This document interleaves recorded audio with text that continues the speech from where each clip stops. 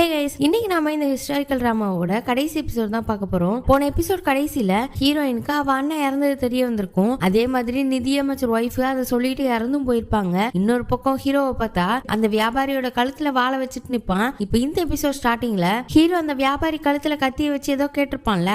அப்ப அந்த வியாபாரி என்ன எதுவும் பண்ணிடாத, நான் எல்லாத்தையும் சொல்லிடுறேன் அப்படின்னு சொல்லிடுவான். என்னன்னு பார்த்தா, உனக்கு சோங் தெரியுமா, அவன் ஏற்கனவே இறந்து போயிட்டான், அவன் காணாம போய் ஒரு வருஷத்துக்கு அப்புறம் கிடைச்சான், நான் தான் அவனை கொன்ன அப்படின்னு வேற சொல்லிடுறான். இதை கேட்டுட்டு தான் ஹீரோ இதை அரசர்கிட்ட சொல்லணும்னு அரண்மனைக்கு ஓடி வந்திருப்பான். அந்த நேரத்துல தான் நிதியமைச்சர் ஒய்ஃப் இறந்து போயிடுறாங்க. இப்ப நிதியமைச்சர் ஒய்ஃப அங்க இருந்து தூக்கிட்டு போவ ஹீரோயின் நிறுத்துங்க நான் என்னென்ன பத்தி கேட்கணும் அப்படின்னு சொல்லிட்டு நீங்க என்ன சொன்னீங்கன்னு அவங்க கிட்ட போய் நின்றுட்டு இருக்கா. அவளுக்கு அவங்க கடைசியா சொன்ன வார்த்தை கேட்டுச்சு, உன் அண்ணன் இறந்துட்டான், அதுவும் மூத்த அமைச்சர் கையால அப்படின்னு சொல்லியிருப்பாங்க. ஆனா அவளால அதை நம்ப முடியல. அப்புறம் அவங்கள தூக்கிட்டு போயிட்டாங்க. அவ அப்படியே மூத்த அமைச்சரை பார்த்து முறைச்சிட்டு அவர்கிட்ட போலான்னு பாக்குறா. டக்குன்னு அரசர் எல்லாரும் நிறுத்துங்க, இது எல்லாத்துக்கும் காரணம் நான் சரியா இல்லாம போனதுதான், இப்ப எல்லாரும் வீட்டுக்கு போங்க, இப்ப என்ன நடந்துச்சு என்னன்றத நானே எல்லாருக்கும் சொல்லுவேன், அது வரைக்கும் அமைதியா இருங்க அப்படின்னு சொல்றாரு. ஹீரோயின் தான் ரொம்ப நொந்து போயிட்டா. மூத்தமைச்சர் மேல அவளுக்கு செம்ம கோவம். இப்ப எல்லாரும் போயிட்டாங்க. அரசர், ஹீரோவோட அண்ணன், மூத்தமைச்சர் 3 பேர் மட்டும் நிக்கிறாங்க. இந்த மூத்தமைச்சர் இருந்துட்டு, நீங்க ரொம்ப தைரியமா அந்த மாதிரி வேலை எல்லாம் பாத்துட்டு இருக்கீங்க, பேசாம என்ன அரெஸ்ட் பண்ணிட வேண்டியதானே, எதுக்கு இவ்வளவு தூரம் பண்றீங்க அப்படின்னு ஒரு மாதிரி கேக்குறாரு. அரசருக்குலாம் செம்ம கோவம். என்ன நிதியமைச்சர் ஒய்ஃப் வாக்குமூலம் கொடுத்துட்டாங்க, அது மறந்துட்டியா, என் அப்பாவை அவங்க எப்படி கொண்டாங்கன்றத சொல்லிட்டாங்க, இதுக்கப்புறமா நீ இந்த மாதிரி பேசிட்டு இருக்க அப்படின்னு சொல்ல, எனக்கும் இதுக்கும் சம்பந்தமே இல்ல, உங்ககிட்ட என்ன ப்ரூஃப் இருக்கு, நிதியமைச்சர் ஒய்ஃப் இப்ப இறந்து போயிட்டாங்க, எப்படி ப்ரூஃப் பண்ணுவீங்க அப்படின்னு கேக்குறாரு. இதுல வேற ஹீரோவோட அண்ணன்ட்டையும், நீ அரசரை ஒழுங்கா வழி நடத்தணும்னு நினைச்சா கரெக்டான பாதையில கூட்டிட்டு போகணும், என்ன இந்த மாதிரி வேலை எல்லாம் பண்ண சொல்லியிருக்க அப்படின்னு சொல்லிட்டு அரசர்கிட்ட, உங்களுக்கு ஒரு கதை தெரியுமா, குரங்கோட கதை, மலை உச்சியில போய் நின்று நிலாவை புடுங்கிறதுக்கு பாக்குமா, அந்த மாதிரி கதையா இருக்கு உங்க கதை அப்படின்னு வேற சொல்றாரு. இவ்வளவு தைரியம் இருந்தா ஒரு அரசரை பார்த்து இப்படி பேசுவ அப்படின்னு சொல்ல, உங்க அப்பாவும் இதே மாதிரிதான் இருந்தாருன்னு சொல்ல இன்னும் கோவம் வந்துருச்சு. உனக்கெல்லாம் என் அப்பாவை பத்தி பேச உரிமையே இல்ல, அவர் இந்த நாட்டை நல்லபடியா கொண்டு போகணும்னு நினைச்சாரு, எல்லா மக்களும் சந்தோஷமா இருக்கணும்னு நினைச்சாரு அப்படின்னு சொல்ல, இந்த மூத்த அமைச்சர் ஒரு மாதிரி நக்கலா சிரிச்சுட்டு, எல்லாரும் நல்லா இருக்கணும்னு நினைச்சாரா அப்படின்னு சொல்லிட்டு ஒரு விஷயத்த சொல்றாரு. இப்ப இருக்கிற அரசரோட அப்பா இருக்காருல்ல, அவர் என்ன பண்ணிருக்காரு அப்படின்னா, இந்த கீழே உள்ள மக்கள் இருப்பாங்கல்ல, அவங்களும் கவர்மெண்ட் டெஸ்ட் எழுதி அவங்களும் கவர்மெண்ட் வேலைக்கு வரணும்னு நினைச்சிருப்பாரு. ஆரம்பத்துல இந்த நோபல் ஃபேமிலி, இந்த மினிஸ்டர்ஸ், கவர்மெண்ட்ல வேலை பாக்குறவங்க, இந்த மாதிரி ஆட்களோட வாரிசு மட்டும் தான் கவர்மெண்ட் வேலை பார்க்கணும், அவங்க மட்டும் தான் கவர்மெண்ட் டெஸ்ட் எல்லாம் எழுதுவாங்க, கீழே உள்ள மக்கள் எல்லாம் கவர்மெண்ட் டெஸ்ட் எல்லாம் எழுதவே முடியாது. ஆனா இந்த அரசர் அவங்களும் முன்னுக்கு வரணும், அவங்களும் நல்லபடியா வாழணும், எல்லாரும் ஒரே மாதிரி இருக்கணும் அப்படின்னு நினைச்சிருக்காரு. அதுக்கு மூத்த அமைச்சர் பழைய அரசர் கிட்ட, இதே சிஸ்டம் இருக்கிறதுனாலதான் நீங்களும் இப்ப அரசரா இருக்கீங்க, நீங்க மட்டும் என்ன தகுதி வச்சிருக்கீங்க, இதுக்கு முன்னாடி இருந்த அரசரோட முதல் பையன், அதனால நீங்க இப்ப இருக்கிறீங்க அப்படின்னு சொல்லியிருக்காரு. இப்ப இருக்கிற அரசர் கிட்ட, இந்த மாதிரிதான் இந்த உலகம் இருக்கணும், அதை மறந்துடாதீங்க, நீங்களும் அவரை மாதிரி வேற மாதிரி போகணும்னு நினைச்சீங்க அப்படின்னா நீங்க உங்க அரசர் பதவியில இருந்து கீழே இறங்கணும் அப்படின்னு சொல்லிட்டு போறாரு. இந்த மூத்த அமைச்சருக்கு ரொம்ப தைரியம் தான். அப்படி இன்னொரு பக்கம் ஹீரோயினை பார்த்தா, அவ இருந்த சோகத்துல மயங்கிருப்பா போல, பக்கத்துல யோன் தான் இருந்து பாத்துட்டு இருக்கா. இப்ப ஹீரோயினுக்கு அவ அண்ணனை பத்தி தான் கனவு வருது. அப்படியே முழிக்க யோன் கிட்ட மூத்த அமைச்சரை கேக்குறா, அவர் இன்னும் அரண்மனையில தான் இருக்காருன்னு சொல்லிட்டு ஹீரோயினுக்காக புக் ஸ்டால்ல வெயிட் பண்ணிட்டு இருக்கான் அப்படின்றத சொல்றா. அவன் ஏதோ சொல்லணும்னு சொல்லியிருப்பான் போல. இப்ப ஹீரோயினும் கருப்பு கலர் ட்ரெஸ், மாஸ்க் எல்லாம் போட்டுட்டு புக் கடைக்கு போக, அங்கதான் ஹீரோ உட்கார்ந்துருக்கான். அவளும் ரொம்ப சோகமா வந்து, என் மாமா தான் என் அண்ணனை கொண்டிருக்காரு, நான் இத்தனை வருஷமா அவரை என் அப்பா மாதிரி தானே பார்த்தேன், அது எப்படி என் அண்ணனை கொண்டுட்டு என்கிட்ட இவ்வளவு நல்லபடியா வாழ முடியும் அப்படின்னு சொல்லிட்டு, நிதியமைச்சரோட ஒய்ஃப் கூட தப்பா சொல்லிருக்கலாம்ல அப்படின்னு சொல்ல, இவன் ஒண்ணு, நானும் இதை பத்தி தான் உன்கிட்ட சொல்லணும்னு நினைச்சேன், அந்த வியாபாரி உண்மையை ஒத்துக்கிட்டான், அவன் தான் உன் அண்ணனை கொண்டிருக்கான், அதுவும் உன் மாமனார் சொல்லிதான் அப்படின்னு சொல்லிட்டான். ஹீரோயின் செம்ம கோமா அங்க இருந்து எந்திரிச்சு போறா. இப்ப அப்படி இன்னொரு பக்கம் ஹீரோயினோட மாமியார தான் கட்டுறாங்க. அவங்க சோகமா நின்னுட்டு இருக்க, அங்க ஹீரோயினோட ஹஸ்பண்ட் வரான். இன்னைக்கு அரண்மனையில என்னதாமா நடந்துச்சு, உங்களுக்கு ஏதாவது தெரியுமான்னு கேட்க, அரண்மனையில நடக்கிறதெல்லாம் எனக்கு என்ன தெரியும், எனக்கு நீயும் மருமகளும் நல்லா இருந்தா போதும் அப்படின்னு சொல்ல, ஹீரோயினோட ஹஸ்பண்ட் ஹீரோயினோட அண்ணனை பத்தி கேக்குறான். அவளோட அண்ணன் ரொம்ப வருஷத்துக்கு முன்னாடி காணாம போயிட்டான், அவ அண்ணன் இன்னும் உயிரோட இருக்கான் அப்படின்னு நம்பிட்டு இருந்தா, அதனாலதான் இன்ன வரைக்குமே இவ்வளவு கஷ்டப்பட்டு தனியா இருந்தும் அவ கொஞ்சம் தைரியமா இருந்தா, அவ வாழ்றதுக்கு காரணமே அதுதான், அண்ணன் வருவான்னு நினைச்சிட்டு இருந்தா அப்படின்னு சொல்ல, இப்ப அப்படி நம்ம ஹீரோயினையும் வியாபாரியையும் தான் காட்டுறாங்க. ஹீரோயின் வியாபாரி இருக்க இடத்துக்கு வந்து வியாபாரி கழுத்துல வாழை வச்சு, நீதான் சோங்க கொன்னியா அப்படின்னு கேட்க, இவன் வெளியில யாராவது இருக்கீங்களா அப்படின்னு கத்துறான். ஆனா சத்தமே இல்ல. உன்னை இவளும், நீ எப்போ எங்க எப்படி அவனை கொன்ன அப்படின்னு கேட்க, ஹீரோயினோட அண்ணன் ஏதோ ஒரு ஊர்ல இருந்திருக்கான், இவங்களுக்கும் அந்த விஷயம் தெரிஞ்சிருச்சு. அப்புறம் பார்த்தா ஹீரோயின் இருந்தால மூத்தமைச்சர் வீட்டுல, அவளை பாக்குறதுக்காக வேற வந்திருக்கான். காம்பவுண்ட் சோர் வழியா அவளை பாத்துட்டு இருந்திருக்கான். அந்த மூத்த அமைச்சரும் அவகிட்ட, உன் அண்ணனை கண்டுபிடிச்சிருவோம் அப்படின்னு சொல்லி பேசிட்டு இருப்பார்ல, அதை பாத்துக்கிட்டு இருக்கான். இவனுக்குனா ரொம்ப கஷ்டமா இருக்கு, நம்ம தங்கச்சி இப்படி வந்து மாட்டிக்கிட்டாலேன்னு. கரெக்டா அதே நேரம் அவன் கழுத்துல வந்து பின்னாடி யாரோ வாழ வைக்கிறாங்க. இந்த வியாபாரி தான் அவன் தங்கச்சியை பார்க்க வந்து என்கிட்ட மாட்டிக்கிட்டான் அப்படின்னு சொல்ல ஹீரோயினால இதை தாங்கவே முடியல. நீ அண்ணனை கொல்லும் போது மூத்த மச்சர் அங்க இருந்தாரா அப்படின்னு வேற கேக்குறா. அவனும் ஆமான்னு சொல்ல இவ கண்ணு ஃபுல்லா கண்ணீரா தான் இருக்கு. அப்படியே செம்ம கோத்துல வெளியில வர ஹீரோ வெளியில தான் நிக்கிறான். நானும் உன் கூட வரேன்னும் போது இல்ல வேண்டாம் நான் தனியா இருக்கணும் அப்படின்னு சொல்லிட்டு அங்க இருந்து போயிட்டா.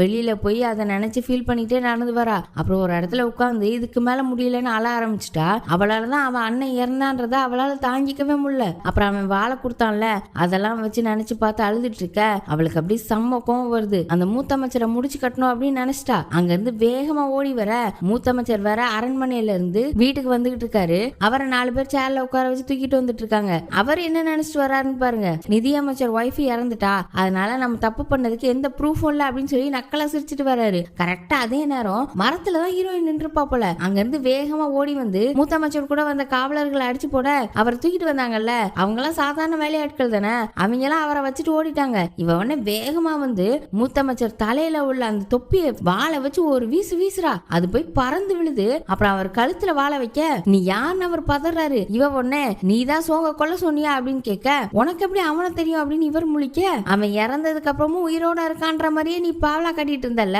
இப்ப நான் யாருன்னு உனக்கு காட்டுறேன் அப்படின்னு சொல்லிட்டு அந்த மாச கலட்டலான்னு போறா. கரெக்டா ஹீரோ வந்துட்டான். அவளை தடுக்க 2 பேர் அப்புறம் லைட்டா சண்டை போடுறாங்க. அப்போ ஹீரோயினோட வால் கீழே விழுந்துருச்சு. இவன் டக்குன்னு அந்த வால்ல மிதிச்சுட்டான். அந்த நேரத்தை பயன்படுத்தி மூத்த அமைச்சர் அங்க இருந்து ஓடிட்டாரு. திரும்ப அப்படியே அந்த வாழை எடுத்து ஹீரோ மேல லைட்டா கோவத்தை காட்டுறா.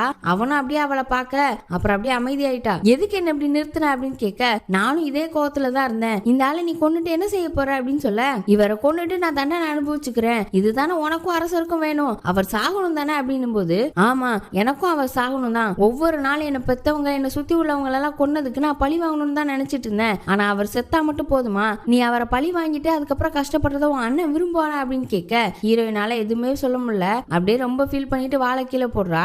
அவனும் தயவு செஞ்சு உன்னை கஷ்டப்படுத்திக்காத அப்படின்னு சொல்லிக்கிட்டு இருக்கான். இன்னொரு பக்கம் மூத்த அமைச்சர் சேஃபா வீட்டுக்கு போயிட்டாரு. அங்க அவரோட ஒய்ஃப் நின்னுட்டு இருக்க அவங்க கிட்ட நீ எதையுமே பத்தி யோசிக்காத, இன்னைக்கு அரசவையில நடந்ததெல்லாம் நீ மனசுல போட்டுக்காத, உன்னோட வேலை வீட்டை பாத்துக்கிறது அதை மட்டும் பாத்துக்கோ அப்படின்னு சொல்லிட்டு போறாரு. அப்புறம் உள்ள போய் ஒரு அமைச்சர் கிட்ட இன்னொரு இளவரசன் இருக்கானா, அவனை ஏதோ ஒரு இடத்துல வளர்த்துட்டு இருக்காங்க போல, அங்க இருந்து கூட்டிட்டு வர சொல்ல இந்த அமைச்சரும் அவனுக்கு இப்ப 6 வயசு தான் ஆகுது, அதுவும் அவன் முழுசா ராயல் பிளட் கிடையாது அப்படின்னு சொல்ல இருந்தாலும் பரவாயில்ல சீக்கிரம் கூட்டிட்டு வா, அவன் சின்ன பையனா இருக்கிறது தான் நம்மளுக்கு நல்லது அப்படின்னு வேற சொல்றாரு. ஏன்னா அப்பதானே அந்த பையனை ஆட்டி வைக்க முடியும். இன்னொரு பக்கம் ஹீரோயினும் ஹீரோவும் அந்த புக்கு கடை இருக்குல்ல அங்க உட்காந்து பேச ஆரம்பிக்கிறாங்க. இவ்வளவு நாளா என் அண்ணன் உயிரோட இருக்கான்னு நினைச்சேன். என் கல்யாணத்துக்கு முன்னாடி எங்களுக்குன்னு இருந்த சீக்ரெட் பிளேஸ்ல நாங்க சண்டை பயிற்சி எல்லாம் எடுத்துப்போம். அந்த இடத்துல நான் ஒரு லெட்டரை மறைச்சு வச்சேன். நான் திரும்ப கல்யாணத்துக்கு அப்புறம் வந்து பார்க்கும்போது அந்த லெட்டர் அங்க இல்ல, இந்த வாள் மட்டும் தான் இருந்துச்சு. அதனாலதான் அவன் உயிரோட இருக்கான்னு நினைச்சேன் அப்படின்னு சொல்லிட்டு அந்த வாழை தொட்டு பார்த்து பேசிட்டு இருக்க அப்ப அந்த வாள்ல லைட்டா உடஞ்சிருக்கும். ஹீரோ காலை வச்சு மிதிச்சான்ல அந்த மூத்த அமைச்சர் அடிக்க போகும்போது அதை பார்த்துட்டு அவன் அண்ணன் சொன்னதை யோசிச்சு பாக்குறா. இது ஒரு ஸ்பெஷல் வால்னு வேற சொல்லியிருப்பான். என்ன அப்படின்னு சொல்லிட்டு அந்த இடத்த பிச்சு பார்க்க அந்த ஹேண்டில்ல தனியா கலெக்டர் மாதிரி வருது.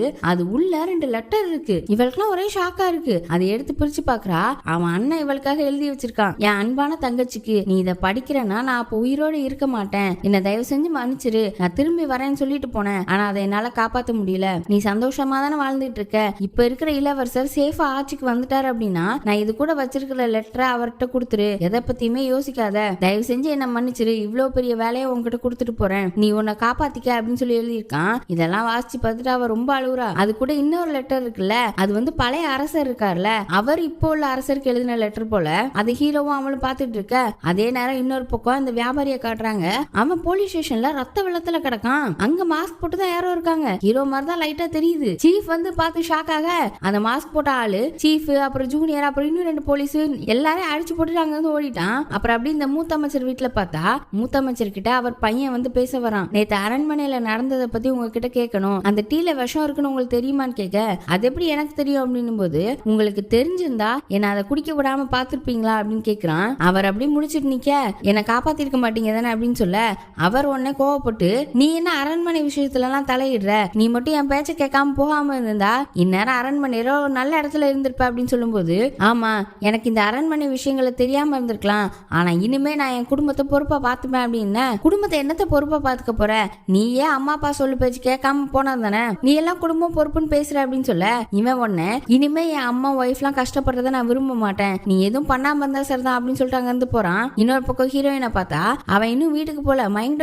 தான் இருக்கா, உட்காந்து நல்லா சாப்பிட்டுட்டு இருக்கா. அவளுக்கு ஏதோ பெரிய வேலை இருக்கான், அதனாலதான் நல்லா சாப்பிடுறாளாம். இதுல வேற ஓனர் லேடி பயப்படுறாங்க. இன்னைக்கு நைட்டு ஃபுல்லா அவ வீட்டுக்கு போகல, யாருக்காவது தெரிஞ்சா என்ன ஆகுறது, நீ இன்னும் மூத்த அமைச்சரோட மருமக தான் அப்படின்னு சொல்ல ஹீரோயின் ஒண்ணு அதெல்லாம் ஒன்னும் கவலைப்படாதீங்க, நான் 15 வருஷமா அங்க இருந்திருக்கேன், ஒரு நாள் நைட்டு வெளியில இருந்ததுனால என்ன அவர் கொண்டுற மாட்டாரு அப்படின்னு சொல்லிட்டு போறா. இப்ப அப்படி அரண்மனையில இந்த மூத்த அமைச்சர் அவரோட இடத்துல இருக்க அங்க சீஃப் வந்து உங்ககிட்ட நான் ஒரு விஷயம் சொல்லணும் அப்படின்னு நடுங்கிக்கிட்டே வர பேசிட்டு இருக்காரு. என்ன அப்படின்னு மூத்த அமைச்சரும் கேட்க, இந்த வியாபாரி இறந்த நியூஸ்லாம் இவருக்கு வந்திருக்கும் போல, இந்த வியாபாரி என்னை ஒருத்தன் கொன்னான்ல அவனை நான் கண்ணால பார்த்தேன், மாஸ்க் போட்டிருந்தான் அப்படின்னு சொல்ல மாஸ்கா அப்படின்னு அவரும் ஷாக் ஆக, அது மட்டும் இல்லாம அவன் வியாபாரி கிட்ட பேசிட்டு இருந்ததே நான் கேட்டேன், அதனாலதான் உங்ககிட்ட சொல்ல வந்தேன், அவன் ஏதோ சோங்குன்னு ஒரு ஆளை பத்தி பேசினான், அது மட்டும் இல்லாம ஏதோ ஒரு ப்ரூஃப் அவன் கிட்ட இருக்கான், உங்களை வேற சும்மா விட மாட்டேன்னு சொல்லிக்கிட்டு இருந்தான் அப்படின்னு சொல்ல இவர் அப்படி யோசிக்கிறாரு. இதே நேரம் நம்ம ஹீரோயினை கட்டுறாங்க. அவன் இந்த புக்கு கடையில தான் இருக்கா, கையில வாழை வச்சுட்டு உட்கார்ந்துருக்கா. அப்ப அங்க சாதாரண ட்ரெஸ்ஸை போட்டு அரசர் வந்து நிக்கிறாரு. இவளும் அவர் முன்னாடி வண்டி போட்டு நீங்க தேடிட்டு இருந்த என் அண்ணன் இறந்துட்டான் அப்படின்னு சொல்ல, ஆமா ஹீரோவோட அண்ணன் என்கிட்ட சொன்னா அப்படின்னு போது, நீங்க தேடிட்டு இருக்க ப்ரூஃப் உங்ககிட்ட கிடைச்சா என்ன பண்ணுவீங்க அப்படின்னு கேட்க, நான் அந்த மூத்த அமைச்சரை காலி பண்ணிட்டு என் அப்பாவோட ஆசையை நிறைவேற்றுவேன் அப்படின்னு சொல்ல, நான் இப்பெல்லாம் பேசுறேன்னு என்ன மன்னிச்சிருங்க, அரசர் முன்னாடி இவ்வளவு தூரம் பேசக்கூடாது, ஆனா ஒருவேளை உங்களுக்கு அந்த ப்ரூஃப் கிடைக்கல அப்படின்னா இப்படியே தான் இருப்பீங்களா, உங்களுக்கு ஒரு விஷயம் தெரியுமா, நான் ஒரு சாதாரண விதவை, சாதாரண மக்கள் அடிமட்ட மக்களுக்கும் கீழே மரியாதை இல்லாத ஒரு ஆளு, ஆனா ஒவ்வொரு நாளும் நான் என்ன பண்ணேன்னு தெரியுமா, கருப்பு கலர் மாஸ்க போட்டுக்கிட்டு நிறைய விஷயங்கள் பண்ணேன், ஆனா வீட்லயே சும்மா இருக்கிறத விட வெளியில போய் இந்த மாதிரி பண்ணும்போது தான் நான் வாழ்றதா உணர்ந்தேன், ஒவ்வொரு நாளும் மாஸ்க போட்டு வெளியில போய் யாருக்காவது ஏதாவது பண்ணுவேன், மக்களுக்கு தேவைப்படுதுன்னு நினைப்பேன், ஆனா நீங்க இதெல்லாம் பத்தி யோசிச்சீங்களா அப்படின்னு கேக்குறா. அவருக்கு அப்பதான் புரியுது, நான் 15 வருஷம் அந்த மூத்த அமைச்சரை எப்படி காலி பண்ணலாம், எப்படி ப்ரூஃப் கிடைக்கும்னு பார்த்துட்டு இருந்தேனே தவிர ஒரு அரசருக்கு உண்டான அடிப்படை தகுதியான மக்களை கவனிக்கணும்ன்றத மறந்துட்டேன், ஆனா இனிமே நான் நல்ல அரசரா இருப்பேன் அப்படின்னு சொல்றாரு. அப்புறம் அவ வாழை கையில எடுத்துட்டு, நான் உங்க முன்னாடி இந்த வாழை நீட்டுறதுக்கு என்ன மன்னிச்சிருங்க,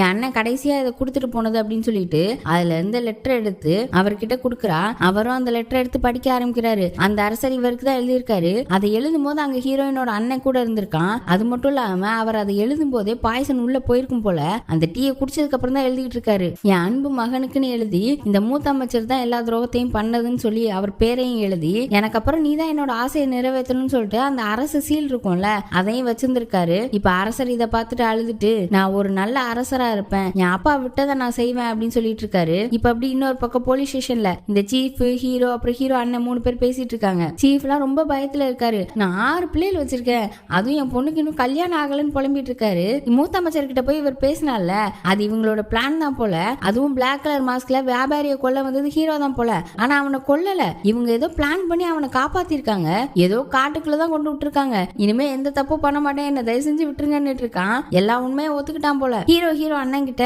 நானும் மாஸ்க் மேனும் ஒரே சைடுன்னு அந்த மூத்த அமைச்சருக்கு தெரியும், அதனால என் பின்னாடி அவர் அடுத்து வருவாரு அப்படின்னு சொல்ல, ஹீரோவோட அண்ணனும் நான் அரசரோட செக்ரட்டரி, அதனால அடுத்து ஏன் பின்னாடி தான் வருவாருன்னு சொல்ல, சரி வீட்டுக்கு போகும்போது பாத்துருவோம் அப்படின்னு சொல்லிட்டு இப்ப நைட் ஆயிடுச்சு, 2 பேரும் வீட்டுக்கு போயிட்டு இருக்காங்க. நம்ம பிளான் ஒர்க் அவுட் ஆகுது, ஒரு 4-5 பேர் ஃபாலோ பண்ணிட்டு வராங்க அப்படின்னு சொல்ல, ஹீரோவோட அண்ணன் வந்துட்டு 4-5 பேரா எனக்கு ஒன்னும் தெரியலையே அப்படின்னு சொல்லிட்டு இருக்கும்போது, நீ வால் வச்சுலாம் சண்டை போடுவல அப்படின்னு அண்ணனை பார்த்து கேக்குறான். நீ என்ன நினைச்சிட்டு இருக்க, நான் ராயல் செக்ரட்டரி, என்ன காப்பாத்திக்க எனக்கு தெரியும் போது ஹீரோவும் அவன் கிட்ட ஒரு வாழை கொடுத்து எதுக்கும் வச்சுக்கோ அப்படின்னு சொல்லி பேசிட்டு இருக்க, அங்க பிளாக் கலர் மாஸ்க் போட்டு இந்த ஜூனியர் வரான். அவன் கையில வேற ஒரு லெட்டரை வச்சிருக்கான். அதை இவங்க கிட்ட குடுக்கலான்னு போக அங்க ஒரு 5-6 பேர் வராங்க. இந்த லெட்டரை புடுங்க தான் அந்த மூத்த அமைச்சருக்கு நல்லா வலை வச்சிருக்காங்க. இப்ப அப்படியே அந்த அடியாளுக்கு கூட இவங்களும் சண்டை போட்டுட்டு இருக்க, ஒருத்த அப்படியே அந்த லெட்டரை பிடிக்கிட்டான். எல்லாரும் லெட்டர் கிடைச்சிட்டு நாங்க இருந்து ஓட, இவங்க 3 பேரும் நம்ம வேலை முடிஞ்சது அப்படின்னு சொல்லிட்டு அங்க இருந்து கேஷுவலா கிளம்புறாங்க. மூத்த அமைச்சருக்கு தான் ஏதோ வலை வச்சிருக்காங்க. இப்ப அப்படியே அடுத்த நாள் காலையில அரண்மனையில அரசரோட ரூமுக்கு வெளியில மூத்த அமைச்சர் நிக்கிறாரு. அப்ப ஒரு அமைச்சர் வந்து அந்த லெட்டரை இவர்கிட்ட கொடுக்குறாரு. இப்ப நமக்கு எதிராக இருந்து எல்லாமே உடஞ்சு போச்சு அப்படின்னு நினைச்சிட்டு ஒரு தைரியத்துல அரசரோட ரூம்குள்ள போறாரு. இந்த 6 வயசுல ஒரு இளவரசர் இருக்கிறதா சொன்னாங்கல்ல, அவரை தான் கூட்டிட்டு வந்திருக்காரு. அரசரும் பார்த்துட்டு, இளவரசரை எதுக்கு கூட்டிட்டு வந்தீங்க அப்படின்னு கேட்க, உங்களை அரசரை நான் வச்சிருக்கணும்ல, அதுக்குதான், நீங்க ராஜமாதாவா அவங்க பதவியில இருந்து கீழே இறக்கணும், நிதியமைச்சர் ஒய்ஃப் நிறைய வேலைகள் பார்த்திருக்காங்க, ஆனா அவங்க இறந்துட்டாங்க, அவங்களோட தப்புக்கெல்லாம் யார் பொறுப்பேத்துக்கிறது, நீங்க ராஜமாதாவை தான் பொறுப்பேத்துக்க வைக்கணும் அப்படின்றாரு. அரசரும் கத்த, அப்படி நீங்க பண்ணல அப்படின்னா இந்த இருக்காரு இளவரசர், இவர்கிட்ட உங்க அரியணையை விட்டு கொடுக்க வேண்டியிருக்கும் அப்படின்னு பேசிட்டு இருக்க, அங்க உள்ள ஹீரோட அண்ணன் வரான். வந்துட்டு எல்லா அமைச்சர்களையும் வர சொல்லியிருக்கேன் அப்படின்னு சொல்ல, இந்த மூத்த அமைச்சர் இருந்துட்டு எதுக்கு எல்லா அமைச்சரும் வராங்க அப்படின்னு கேட்க, அரசர் இப்ப எல்லா அமைச்சரையும் உள்ள கூப்பிடுறாங்க.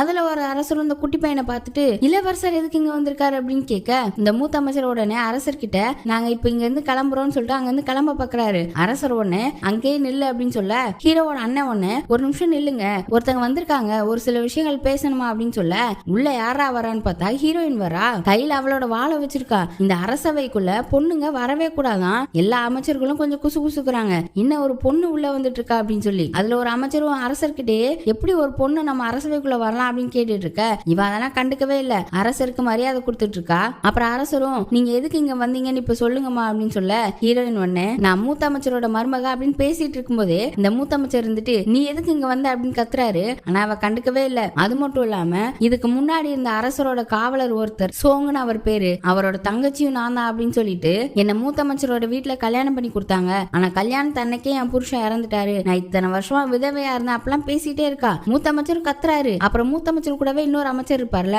அவரும் நீங்க எப்படி ஒரு பொண்ணு பேச அலோவ் பண்றீங்க அரசரே அப்படின்னு கேக்குறாங்க. ஆனா அவ நிறுத்துறதா இல்ல, நான் என் மாமனாரை ரிப்போர்ட் பண்ண வந்திருக்கேன் அப்படின்னு சொல்லிட்டு முதல் விஷயம் என் அண்ணன் சோங்க பிடிக்கிறதுக்காக என்ன அவரோட பையனுக்கு கல்யாணம் பண்ணிக்கிறேன்னு சொல்லி கூட்டிட்டு போய் என்ன பணைய கைதியா வச்சு என் அண்ணனை கொண்டிருக்காரு அப்படின்னு சொல்லிட்டு, ரெண்டாவது அரசரோட தலைமை காவலர் கங்கு அவரோட குடும்பத்தையே அழிச்சிருக்காருன்னு சொல்ல எல்லா அமைச்சர்களும் லைட்டா குசு குசுக்குறாங்க.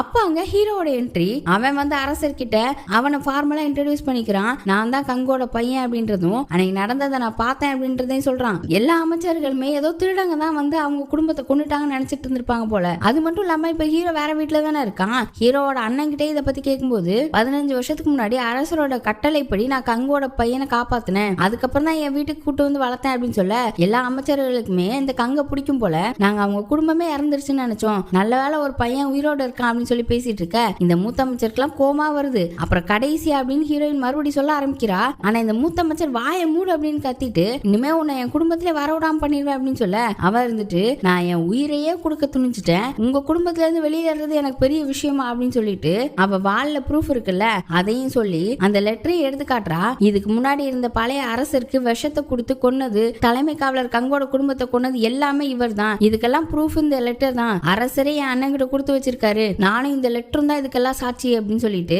என் மாமனார் அரச துரோகம் பண்ணிருக்காரு, அந்த குடும்பத்துல ஒரு ஆளா என்ன தண்டனையா இருந்தாலும் நான் ஏத்துக்கிறேன் அப்படின்னு சொல்ல மத்த அமைச்சர்களும் கொஞ்சம் பொங்க ஆரம்பிச்சிட்டாங்க. இதுக்கு முன்னாடி இந்த அரசரை விஷம் வச்சா கொண்டிருக்காங்க, கங்கோட குடும்பத்தையே அழிச்சிருக்காங்களான்னு. அதே மாதிரி மத்தவங்களும் நம்ப ஆரம்பிச்சிட்டாங்க. ஏன்னா மூத்த அமைச்சரோட மருமகளே இதை பத்தி பேசுறா, அவ உயிரை பணைய வச்சு பேசுறானா உண்மையா இருக்கிறதுக்கு வாய்ப்பு இருக்கு அப்படிலாம் சொல்லிட்டு இருக்க இந்த மூத்த அமைச்சர் இருந்துட்டு அதனால இப்ப என்ன, அவ சொல்றது உண்மையா இருந்தாதான் என்ன, அந்த முடிவுகள்லாம் நாட்டை காப்பாத்துறதுக்கு எடுத்தது, அப்ப இருந்து அரசருக்கு அந்த மாதிரி ஒரு முடிவு வராம இருந்திருந்தா நீங்க எல்லாம் இங்க நின்னுட்டு இருந்திருப்பீங்களா, இந்த நாடுதான் இப்ப இருக்கிற மாதிரி இருந்திருக்குமா அப்படின்னு சொல்ல எல்லா அமைச்சர்களும் அமைதி ஆயிட்டாங்க. ஹீரோயின் உடனே மூத்த அமைச்சரை பார்த்து மாமனாரே இதோட நிறுத்திக்கும் அப்படின்னு சொல்லிட்டு கருப்பு கலர் துணி எடுத்து அவ மூஞ்சில கட்டுறா. அப்படியே மூத்த அமைச்சருக்கு செம்ம ஷாக்கு, நீயா அப்படின்னு சொல்ல ஆமா நானே தான் அப்படின்னு சொல்லிட்டு கீழே இருக்க வாள் எடுத்து அவர்கிட்ட டக்குன்னு போறா. அவர்லாம் பயந்துட்டாரு, எல்லாருமே பயந்துட்டாங்க. ஆனா அரசர் கையை காட்டி நிறுத்த இங்க மூத்த அமைச்சர் பயத்துல படார்னு கீழே போய் விழுந்துட்டாரு. நான் அன்னைக்கு நைட் உங்க தலையை துண்டிக்காம விட்டுட்டேன், அதை தப்புன்னு நினைக்க வச்சிடாதீங்க அப்படின்னு சொல்லிட்டு அரசர்கிட்ட அரசே எனக்கு உத்தரவு கொடுங்க, நான் இவர்கிட்ட தனியா கொஞ்சம் பேச வேண்டியிருக்கு அப்படின்னு சொல்ல இப்ப அரசரும் மூத்த அமைச்சர் அரெஸ்ட் பண்றதுக்கு ஆர்டர் கொடுத்துட்டாரு. அப்புறம் இந்த மூத்த அமைச்சர் மத்தவங்களை பார்த்துட்டு நம்ம நாட்டுல நோபல் ஸ்காலர் இவங்களோட ஜெனரேஷன் தான் காலங்காலமா அரசவையில இருந்துட்டு இருக்காங்க, நான் உங்களோட குழந்தைங்க எதிர்காலத்தையும் தான் காப்பாத்திக்கிட்டு இருந்தேன், ஞாபகம் வச்சுக்கோங்க இந்த ஜோசன் நாடு ஸ்காலர்களும் நோபல்ஸும் வாழ்றதுக்காக தான் அப்படின்னு சொல்லிட்டு அங்க இருந்து போறாரு. பின்னாடியே போலீஸ்காரங்களும் போக அவரை ஒரு வழியா அரெஸ்ட் பண்ணிட்டாங்க. இப்ப அப்படி தண்டனை கொடுக்கற இடத்துல அவரை கட்டி முட்டி போட உட்கார வச்சு அவர் பழைய அரசரை கொன்னது, அப்புறம் தலைமை காவலர் கங்கோட குடும்பத்தை கொன்னது, அப்புறம் சோங்க கொன்னது, இந்த எவிடன்ஸ் எல்லாம் அழிச்சது, இது எல்லாத்துக்கும் சேர்த்து அவருக்கு தண்டனையா கொடுக்குறாங்க. இந்த 100 சவுக்கடி அந்த மாதிரி ஏதோ ஒண்ணு, அப்புறம் சாகுற வரைக்கும் ஜெயிலு. அது மட்டும் இல்லாம அவங்க குடும்பத்தையே நோபல்ன்ற இடத்துல இருந்து கீழே மாத்திட்டாங்க. இதுல வேற ஹீரோயின் தனியா அரசர்கிட்ட ஒரு வேண்டுதல் வச்சிருப்பா போல, இந்த மூத்த அமைச்சர் பண்ணதெல்லாம் அவங்க குடும்பத்துல யாருக்குமே தெரியாது, நான் ஏமாந்த மாதிரி தான் எல்லாருமே ஏமாத்திருக்காங்க, அவங்களெல்லாம் தண்டிச்சிடாதீங்க அப்படின்னு சொல்லிருப்பா போல. அதுக்கு அரசரும் ஒத்துட்டு இருந்திருக்காரு. அதனால அவங்க குடும்பத்துக்கு தண்டனை கிடைக்கல, இந்த மூத்த அமைச்சருக்கு மட்டும் தான் தண்டனை கிடைச்சிருக்கு. இந்த விஷயம் ஹீரோயினோட மாமியாருக்கும் போகுது. அப்படியே இன்னொரு பக்கம் மைண்டோயின்ல பார்த்தா ஓனர் லேடியும் யோன் உட்காந்து பேசிட்டு இருக்காங்க. இப்ப ஹீரோயின் நடந்த கல்யாணம் ஒரு கல்யாணம் கிடையாது தானே, அவ அண்ணனை பிடிக்கிறதுக்காக தானே பணையமா இவர் இப்படி பண்ணிருக்காரு. அதனால இப்ப இவளை டிவோர்ஸ்ன்ற ஸ்டேட்டுக்கு மாத்திட்டாங்க போல.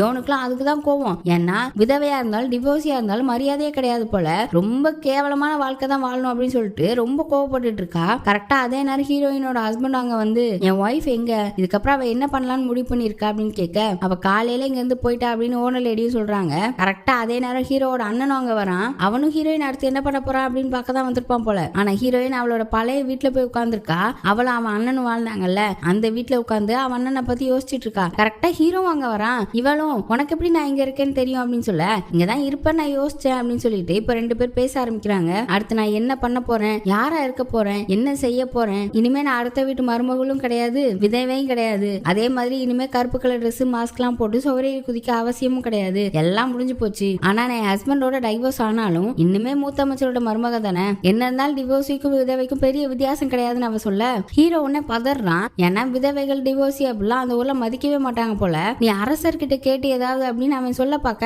அரசர் எனக்காக நிறைய பண்ணிட்டாரு, மூத்த அமைச்சரோட குடும்பத்துல உள்ள எல்லாரையுமே எந்த தண்டனையும் கொடுக்காம விட்டுட்டாரு, அது மட்டும் இல்ல இனிமே நீ உன் பாதையில போ அப்படின்னு வேற சொல்றா. அவன் உடனே நீ விதவையா இருந்தாலும் பரவாயில்ல, டிவோர்ஸியா இருந்தாலும் பரவாயில்ல, மாஸ்மேனா இருந்தாலும் பரவாயில்ல, எதா இருந்தாலும் பரவாயில்ல, நான் உன் கூட இருப்பேன் அப்படின்னு சொல்றான். இப்ப அப்படி இன்னொரு பக்கம் மைண்டோயின்ல ஓனர் லேடி யோனு, அப்புறம் ஹீரோயினோட ஹஸ்பண்ட், ஹீரோவோட அண்ணன், குட்டி பொண்ணு நிம்மி, இவங்க எல்லாருமே உட்கார்ந்துருக்காங்க. எல்லாருமே ஹீரோயினை பத்தி தான் வருத்தப்பட்டு பேசிட்டு இருக்காங்க. அது ஜோஸ்ன்றது அந்த காலம் தானே, அப்ப விதவையோ டிவோர்ஸியோ அவளுக்கு ஒரு மரியாதை இல்லாம தான் இருக்கும், அதுதான் சட்டம் அப்படின்னு பேசிட்டு இருக்காங்க. யோனுக்குலாம் ரொம்ப வருத்தமா இருக்கு. 15 வருஷமா அவங்க விதவையா இருந்தாங்க, ஒரு நாளைக்கு ஒரு வேளை தான் சாப்பிட்டு இருந்தாங்க, எவ்வளவு கஷ்டப்பட்டாங்க, இப்ப அந்த வீட்டை விட்டு வெளியில வந்து கஷ்டப்படணுமா அப்படின்னு சொல்லிட்டு இருக்க. அப்ப இந்த குட்டி பொண்ணு எனக்கு ஒரு கேள்வி இருக்கு, என்கிட்ட ஹீரோயின் சொல்லிருக்காங்க அவங்க தனியா தான் கல்யாணம் பண்ணாங்களாம், அவங்க ஹஸ்பண்டோட முகத்தை கூட பாக்கலையா, கல்யாணம்ன்றது 2 பேர் பண்றது தானே, அது எப்படி ஒருத்தன் மட்டும் பண்ணலாம் அப்படின்னு கேக்குறா. இப்பதான் ஹீரோயினோட ஹஸ்பண்டுக்கு ஏதோ ஒண்ணு புரியுது. அவன் என்ன பண்றான் அப்படின்னா, அரசவை முன்னாடி போய் நின்னுட்டு எல்லாரும் வாங்க, ஒரு தப்பு நடந்து போச்சு, ஒரு பெரிய தப்பு நடந்து போச்சு, அதுக்கு நான் கம்ப்ளைண்ட் கொடுக்கணும், அந்த தப்புக்கு காரணம் நான் தான், என்ன அரெஸ்ட் பண்ணுங்க அப்படின்னு சொல்லிட்டு அங்க போலீஸ்க்கு எல்லாம் சொல்லிட்டு இருக்கான். அப்போ சீஃப் வந்து என்னையா நீ பண்ணிட்டு இருக்க, அரசவைக்கு முன்னாடி இந்த மாதிரி பண்ணிட்டு இருக்க அப்படின்னும் போது, என் கல்யாண விஷயத்துல பெரிய தப்பு நடந்திருக்கு, நான் ஒரு பொண்ணை விரும்பி அவ கூட போயிட்டேன், என் அப்பாக்கு இது தெரிஞ்சும் ஹீரோயினை எனக்கு கல்யாணம் பண்ணி வைக்கிறேன்னு ஃப்ராட் பண்ணிருக்காரு, என் கல்யாணமே ஒரு ஃப்ராட் அப்படின்னு சொல்ல எல்லாருமே முழிக்கிறாங்க. எனக்கு குயின் நாட்டுல வேற ஒரு ஒய்ஃப் இருக்கு, அப்ப ஜோசன் நாட்டுல நடந்த கல்யாணமே இல்ல அப்படின்னு சொல்லிட்டு இருக்க. அங்க ஹீரோ யோனு ஓனரு எல்லாருமே இருப்பாங்க. இதெல்லாம் கேட்டு ஹீரோவுக்குலாம் செம்ம கோவம் வருது. நேரா ஹீரோயினோட ஹஸ்பண்ட் சட்டையை பிடிச்சி, நீ இவ்வளவு நாளா உயிரோடு இருந்திருக்க, அதுவும் உனக்கு கல்யாணம் ஆயிருக்கு, ஆனா அவ இத்தனை வருஷமா விதவையா கஷ்டப்பட்டிருக்கா அப்படின்னு சொல்லிட்டு இருக்க. இவன் வந்துட்டு எப்ப கொஞ்சம் கையை விடுப்பா, எனக்கு தெரியாது அப்படின்னு சொல்ல, அப்புறம் ஒரு வழியா ஹீரோவும் கையை விட, என்னதான் இருந்தாலும் எனக்கு தெரியாம நடந்தாலும் என்னால அவ கஷ்டப்பட்டிருக்கா, இது ஒரு தப்பான விஷயம் தான், அவளுக்கு விடுதலை கிடைக்கணும் அப்படின்னு கத்த. அப்ப அரசரோட வயசு, அந்த விடுதலையை நான் தரேன் அப்படின்னு சொல்லி அரசரை பார்த்து எல்லாரும் சந்தோஷப்பட்டு அவருக்கு வணக்கம் வைக்க, என்ன ஒரே சத்தமா இருக்குன்னு தான் பார்க்க வந்தேன், உனக்கும் ஹீரோயினுக்கும் நடந்த கல்யாணம் செல்லாதுன்றத நான் அறிவிக்கிறேன் அப்படின்னு சொல்லிட்டாரு. எல்லாருக்குமே இப்ப ரொம்ப சந்தோஷம். ஆனா இந்த ஹீரோயின் பயபிள்ளைய பார்த்தா மைண்டோயின்ல ஒரு லெட்டர் எழுதி வச்சுட்டு, அதுவும் ஒரே ஒரு லைன் எழுதி வச்சுட்டு அங்க இருந்து கிளம்பி போயிருக்கா. அப்போ ஒரு விஷயத்தை யோசிக்கிறா, அவளோட ஹஸ்பண்ட் கிட்ட சொல்லிட்டு தான் கிளம்பிருப்பா போல, அவ எங்க போறான்னு தெரியாது, எப்ப வருவான்னு தெரியாதுன்னு தான் சொல்லியிருக்கா. ஒரு புதிய இடம் கண்டுபிடிக்கிற வரைக்கும் இங்கே இருக்க கூடாது அப்பெல்லாம் அவன் கேட்டிருக்கான். அவளும் அதுக்கு பதில் சொல்லாம, கல்யாணம் சொர்க்கத்துல நிச்சயப்படுறதுன்னு சொல்லுவாங்க, ஆனா உங்க கூட எனக்கு நிச்சயம் ஆயிருந்திருக்கு, ஆனா அதுக்கு நான் ரொம்ப சந்தோஷம் தான் படுறேன், நீங்க ரொம்ப நல்லவர்னு சொல்றா. அவனும் இப்ப நீ ஃப்ரீ ஆயிட்ட, இனிமே சந்தோஷமா வாழு அப்படின்னு சொல்ல அவளும் அங்க இருந்து கிளம்பிருக்கா. அப்ப அங்க அவ மாமியாரை பாக்குறா. அவங்கள பார்த்தோன்னே அவளுக்கு ரொம்ப அழுகையா தான் வருது. அவங்களும் மன்னிப்பு கேட்க, எனக்கு உங்க மேல வருத்தமே கிடையாது, நீங்க எப்பவுமே எனக்காக இருந்தீங்க, இத்தனை வருஷமா என் கூட இருந்திருக்கீங்க, நீங்க மட்டும்தான் இப்ப எனக்கு குடும்பம்னு இருக்கீங்க, நீங்க எங்க போனாலும் நான் உங்களை அம்மானு என மனசார நினைச்சுக்கவா அப்படின்னு கேக்குறா. அவங்களும் கண்டிப்பா, அது மட்டும் இல்லாம நீ இத்தனை வருஷமா பட்ட கஷ்டத்தை மறந்து சந்தோஷமா வாழணும்னு சொல்லி வழி அனுப்பியிருக்காங்க. அவளும் அந்த நாட்டை விட்டு வெளியில போக கரெக்டா ஹீரோ அதுக்கப்புறம் தான் வரான். அவனுக்கு என்ன பண்றதுனே தெரியல, இப்படி போயிட்டாலேன்னு ஒரே வருத்தம். இப்ப அப்படி சில வருஷங்கள் போகுது. இந்த குட்டி பொண்ணு நிம்மி இருக்கால, அவன் நல்லா படிச்சு பெரிய ஆளாகணும்னு ஆசைப்படுறா. அதே நேரம் யோனு அந்த மைண்டோயின்ல ஜாயின் பண்ணிட்டா போல, அதுவும் அவ வந்ததுக்கு அப்புறம் நிறைய ப்ராஃபிட்டா, ஓனர் லேடியும் சந்தோஷமா இருக்காங்க. அதே நேரம் யோன் கிட்ட வந்து ஒருத்தர் ஹீரோவோட அண்ணன் பார்க்க வந்திருக்கான்னு சொல்ல, இப்ப 2 பேரும் பேசிட்டு போறாங்க. இவனும் இப்ப செக்ரட்டரி பதவியில இருந்து இறங்கிட்டான் போல, இனிமே அவன் ஃப்ரீயா வாழலாம்னு ஆசைப்படுறானா. அப்புறம் யோன் ஏதோ வீடு வாங்கணும்னு நினைச்சிட்டு இருந்திருப்பா போல, அதை பத்தி அவன் கேட்க அவ ஆமா பாத்துட்டு இருக்கேன், எனக்கு கரெக்டான வீடு கிடைக்கலன்னு சொல்ல, இப்ப இவனும் ஒரு வீட்டை போய் காட்டுறான். நம்ம 2 பேரும் சேர்ந்து இதை பார்க்கலாமா அப்படின்னு சொல்ல, அப்படியே அவளும் சிரிச்சுட்டு இப்ப 2 பேரும் சேர்ந்து பாக்குறாங்க. இன்னொரு பக்கம் பார்த்தா ஜூனியர் இருக்கான்ல, அவனும் சீஃபோட பொண்ணு ஒண்ணு சேர்றாங்க. சீஃபும் வேற வழி இல்லாம ஏத்துக்கிறாரு. இப்ப அவர் அமைச்சர் அவர் ஆக்கிட்டாங்க போல. இன்னொரு பக்கம் மூத்த அமைச்சரோட பையனை பார்த்தா அவன் இன்னும் மைண்டோயின்ல தான் ஸ்டால் போட்டிருக்கான். அங்க வர லேடிஸ்க்கு எல்லாம் ஹீரோயினை பத்தி கதையை சொல்லிட்டே வித்துட்டு இருக்கான். அப்புறம் அப்படியே அன்னைக்கு நைட்டு பார்த்தா ஒரு பொண்ணை 4-5 பேர் துரத்த ஆரம்பிக்கிறாங்க. என்ன விட்டுருங்க அவ கத்திட்டு இருக்க. கரெக்டா அதே நேரம் அங்க ஒரு பிளாக் கலர் ட்ரெஸ் மாஸ்க் போட்டு ஒரு ஆள் வந்து நிக்குது. நம்ம ஹீரோயின் தான், என்னடா பண்ணிட்டு இருக்கீங்க அப்படின்னு கேட்க, அவனுங்களை அடிக்க வர ஒரு சின்ன சண்டை நடக்குது. கரெக்டா அதே நேரம் போலீஸ் சவுண்ட் கேட்கவும் அவனுங்கெல்லாம் ஓடிட்டானுங்க. கரெக்டா ஹீரோ முன்னாடி வந்து நிக்கிறான். யாராவது கருப்பு கலர் ட்ரெஸ் மாஸ்க் எல்லாம் போட்டு ஊருக்குள்ள நடந்துட்டு இருக்குது அப்படின்னு சொல்லி அவகிட்ட பேசிக்கிட்டே வர, அவளும் அப்படியே பின்னாடியே போறா. அவன் தானே அவனுக்கு தெரியும். ஆமா இப்ப எதுக்கு நீ திரும்பி வந்திருக்க, போலீஸ் மேல நம்பிக்கை இல்லையா? இல்ல இல்ல வேற ஏதாவது காரணம் அப்படின்னு கேட்க அவளுக்கு அதுக்கு மேல பின்னாடி போக முடியல, சுவர் தட்டிருச்சு. அப்புறம் அவன் அவளோட மாஸ்க கீழே இறக்கி விட்டுட்டு இதுக்கு மேல நீ என்கிட்ட இருந்து தப்பிக்கவே முடியாது அப்படின்னு சொல்ல அவளும் அவ்வளவு ஈஸியா யாராலையும் என்ன பிடிக்க முடியாது அப்படின்னு சொல்லிட்டு, ஆனா உனக்காக நான் ஒரு வாய்ப்பு கொடுக்குறேன் அப்படின்னு சொல்லி கையை நீட்ட டக்குன்னு அவனும் அவ கையை பிடிச்சி ஒரு சுத்தி அவளை கேப்சர் பண்ணிக்கிட்டான். அப்படியே இந்த சீரீஸ் முடியுது. சீரீஸ் என்னமோ ரொம்ப நல்லா தான் இருந்துச்சு, ஆனா கண்டினியூஸா வீடியோ போடல. சம்மர் லீவுன்றதுனால ரொம்ப டிஸ்டர்பன்ஸ் ஆகி போச்சு. இனிமே கண்டினியூஸா வீடியோ வரும், ஆனா சீரீஸ் வருதா மூவி வருதான்னு தெரியல. ஏன்னா மூவி போட்டா நீங்க சட்டு போட்டுன்னு பார்த்துட்டு தூர போட்டு வேற வேலையை பார்க்க போயிடலாம். சரி பாப்போம் இந்த சீரீஸ்ல உங்களுக்கு பிடிச்ச விஷயங்கள் என்னென்ன, யார் யாரை பிடிச்சிச்சு, என்னென்ன கேரக்டர் உங்களுக்கு பிடிச்சிச்சுன்றதெல்லாம் மறக்காம கமெண்ட் பண்ணுங்க. அடுத்தடுத்த சுவாரஸ்யமான கதைகளுக்கு நம்ம சேனலை சப்ஸ்கிரைப் பண்ணி பெல் ஐகானை பிரஸ் பண்ணி வச்சுக்கோங்க. வீடியோ பிடிச்சிருந்தா லைக் பண்ணுங்க, ஷேர் பண்ணுங்க. Bye by.